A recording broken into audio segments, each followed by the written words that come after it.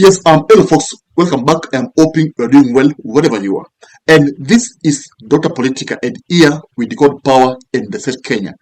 Now, the president was, invited today. Akatoa speech at EAK. EAK stands for Evangelical Alliance of Kenya. Invited all Christians and Kenyans of goodwill for national prayer and fasting. Now, you see, Ruto is a very, hardworking president. Let me put it that way, because of honoring the invitation. And before we delve deep into this issue, I want us to share this video so that muone what I'm going to explain in this podcast. Skiza. I will tell you the first thing that when I came into office, we had a very difficult situation. Our economy was in a very serious place. We'd come out of COVID. We had the biggest debt ticket in our region. We had $2 billion to pay. Our inflation was at 9.6%. Our dollar exchange rate was at 162, 165. Our dollar reserves at the central bank were at a minimum of $5.7 billion, only 2.5 months cover of imports. We had a serious situation. In fact, my friend here, Jalango, the member of parliament for this region, will tell you, before the handover, my predecessor met the Azimio team here in Masai Lodge. And my predecessor told them, in 3 months' time, our country is going to default in our foreign obligations, because we were among the 6 countries in Africa that were estimated that they will default on their international financial obligations. But I stand here today, here before you, to tell you Kenya did not default. Yes, you see now, that's what the president talking. And of course, as a politician, he has to use the podium to actually talk to Kenyans. But one thing I realized from the video is that Ruto is so emotional. And Ruto is actually yearning for Kenyans to believe that he is the best president. No. Anapigania. He is the best president. For example, he's been saying, he's been talking about education, how he's the most learned president Kenya's ever had. Kama itabaki ingine itafanywa kesho. Number 2, najua mimi nimepata nafasi,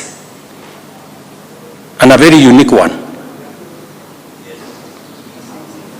Number 1, wale walinitangulia wengine walikuwa wazee, mimi si mzee. I'm a young person. Mimi niko na experience ya kutosha. Nimekuwa mjumbe miaka 15. Nimekuwa naibu wa rais miaka 10. Kuna experience nyingine mimi nangojea? Mimi nimesoma. Na nimesoma vizuri. I am probably the most learned president has ever elected. Kenya has ever elected.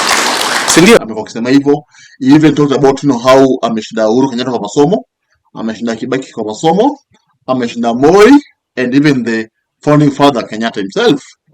And of course, Kenyans are like, okay, how does education, how will education, impact the lives of Kenyans? Because it's not about education, it's about wisdom to lead. Okay? Because come on, education, we have so many professors over India. Now, the EAK, when you see, this was a Christian, a prayer event. But of course, it was turned political by Ruto. Of course, as a politician, that was a big thing. As a politician, because politicians use such, stage to actually propagate their politics, even wanafanya.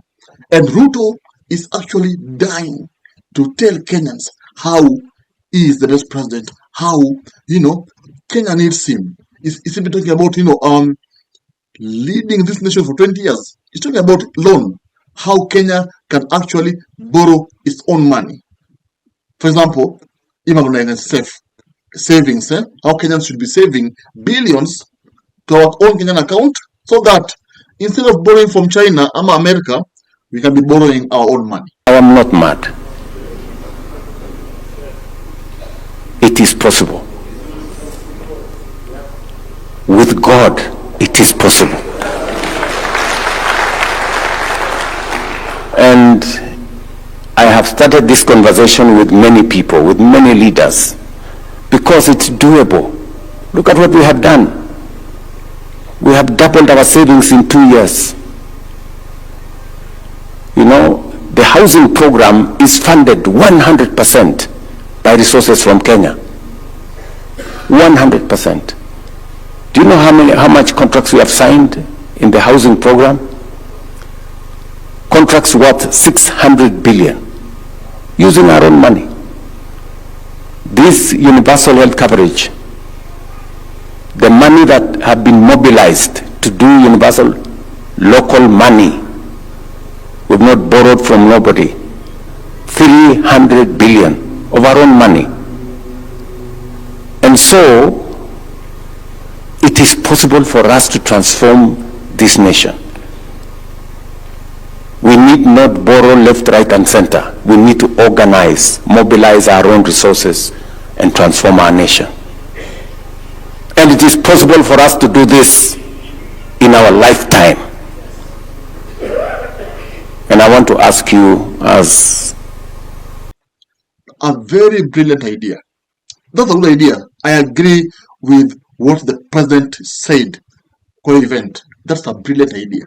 Now, my problem is, I've got only one problem about the idea, is that if pesa yenye wa Kenya watakuwa na save, that of course is assumed that Kenya will actually be borrowing 20 years to come, will they stay there? Ama politicians will take that money waende wakule?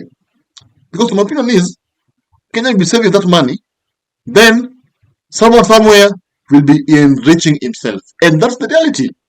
We've seen so many scandals of corruption from Eurobond, from I don't know what, even add a Danny deal. Zimekuwa mob. So this could be a way of trying to actually eat Kenyan money. You guys will be saving, then mda kitoka pale, anatoka pesa yote. Anapeleka wapi? Offshore accounts. Anapeleka America, inakuwa saved huko hivyo. Not in the Kenyan accounts. And you even add this issue of Pandora Papers, whereby I don't know whether it was politics or whatever, whereby it was alleged that Uhuru Kenyatta was actually saving money abroad. We'll know that Pandora Paper issue. Now, the president is just, campaigning. And of course, he knows that Kenyans have known trick yake, using the churches to actually propagate lies. No. For example, before last elections, Ruto used to use churches to actually campaign. And it worked for him because people saw him as a godly person, only to occupy the state house and turn out to be a different person. Kweli. Aslas now lost faith in him and is trying to rekindle that. He's trying to actually appeal to Kenyans in the same way he used to appeal to Kenyans sometimes before elections. For example, he's trying to call Gen Zs of the state house, as a way of trying to, tell them that I'm the only president who can address you in state house. That's a propaganda. Because addressing people in state house does not translate to lowering the cost of living. No. Kweli. For example, teachers were taken to state house, teachers were given 10k each. That 10k each does not translate to these other Kenyans who are not given anything or who are actually going angry. So these are just propaganda by the president trying to lie to Kenyans. For example, I wouldn't say that he's lying as actually, because lying is is a big word. But I would say that what he's saying is not factual. For example, when you say that you have lowered the cost of living, economy is now okay. Inflation rate has gone down. Okay, you see, figures don't really translate to what's happening on ground. The figure might have gone down, like in real sense, life ni ngumu. Life ni ngumu. I tell you, life ni ngumu. So, in that event at EAK, what we saw there is that the congregation was just bored. You could see how he was talking.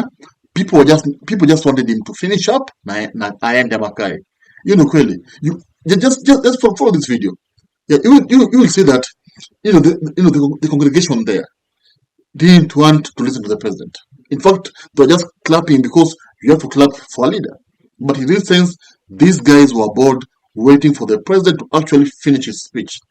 And not knowing that the president is actually there to campaign, to appeal to Kenyans. For example, even yesterday, let me talk about yesterday in Mombasa. We saw how his team, Akina Joe, Kindiki, trying to tell Mombasa people, Mama na one term, Mama na two term. They were trying to tell people that Ruto will actually go for two term. And you will see how the crowd was not even responding to that slogan. So it shows that there's a great disconnection between Ruto and our Kenya. Okay? And you see, what makes us see all this at this time is because time is up. Yeah? And the president has little to prove. For example, we are in the year 2025, sorry. And we are almost crossing over to 2026. And remember, elections is 2027. And the opposition is actually planning how wanapanga venye watatoa flag bearer mwenye ataface Ruto. And of course, we are assuming itakuwa Gachagua ama Kalonzo. We don't know who will be preferred. And this is actually making the president have sleepless nights. Now he has to actually attend conferences, tell Kenyans that yeye ndo amesoma kushinda rais wote nyama itokee Kenya. Of course, I can't deny that. Akona ma degree na ma doctorate na whatever. Hiyo ni kweli. But si kusoma doesn't make you a good leader. It's true. Being learned, ama umefanya hata una ma PhD whatever, doesn't make you a good leader. Masomo is so different from being a good leader. That's what it's forgetting. But it's actually been insisting that amesoma and is the best president Kenya will ever have. Of course, it's okay to believe in yourself. I also believe in myself. So that's what's happening now. So that was the speech that Ruto delivered at that time. And how to tell me, do you believe that it's right for the president to actually attend such a powerful conference and actually tell lies to Kenyans, taking advantage of the event and propagate lies to Kenyans? I do think the president is okay because he's the leader of Kenya. He has to remind Kenyans what he has actually been doing in government. Comment there, subscribe so that we meet you in the next video. Thank you. See you soon. If you love politics, then Dr. Politica is your cup of tea.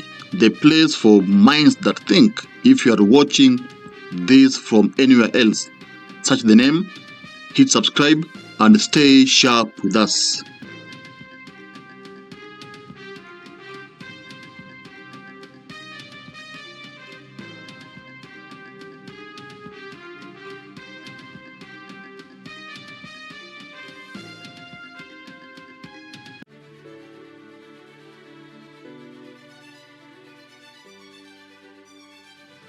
Thank you for making Dr. Politica your home for fearless political truth. Every view, every like, every share fuels the fire behind the hours of research, filming, and editing we pour into each episode. By showing up consistently, you don't just support a channel, you empower a voice. In a world ruled by headlines, spin, and power games, you remind us that real people still care about real facts. We are here to inform, inspire, and ignite critical thinking, not just for today, but for generations to come. You are not just a viewer, you are the reason this platform exists.